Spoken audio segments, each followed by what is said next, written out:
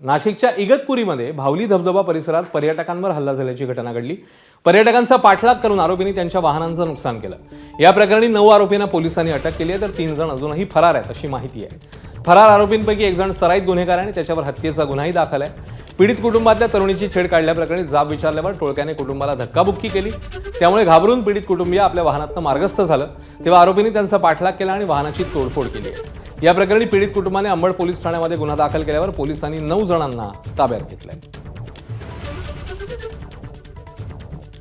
आरोपी आहेत हे आरोपी आपल्याला पहिल्यांदा आपण जेवढा काही आपल्याकडे व्हिडिओ आला, आरोपींची ओळख कोणाची नव्हती, आपण व्हिडिओच्या माध्यमातून त्याचप्रमाणे टेक्निकल अनालिसिसची मदत घेऊन आपण रात्रभर त्या ठिकाणी प्रत्येक व्हिडिओ प्रत्येक बारकाईनं बघून आणि टेक्निकल अनालिसिस करून आपण याच्यामध्ये कोण कोण लोक इन्व्हॉल्ड आहेत त्या सगळ्या लोकांची माहिती आपल्याला पहिल्यांदा त्या पद्धतीने मिळाली।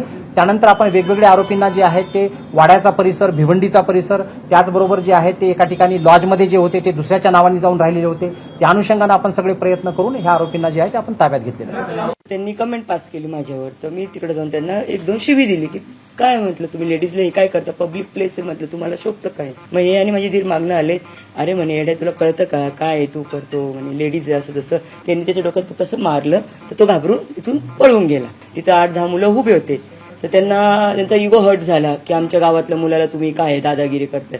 आम्ही दादागिरी केलीच नाही ना, त्याला मारलं काहीच नाही, फक्त बोलणं झालं। त्याच्यानंतर पण हे लोक आमच्यावर धावून आले, अंगावर शिव्या गाळ करायला लागले। मग ह्यांनी पण केली, मी पण केली, माझी मुलं पण। मग थोडी आमची हातापाई तिकडे झाली। तर इगतपुरी घडलेल्या घटनेमध्ये मंत्री बावनकुळेंनी नेमकं काय म्हटलंय, काय प्रतिक्रिया दिली आहे आपण पाहूया।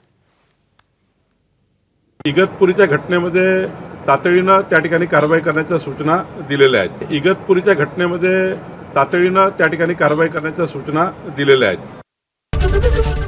एबीपी माझा, उघडा डोळे बघा नीट।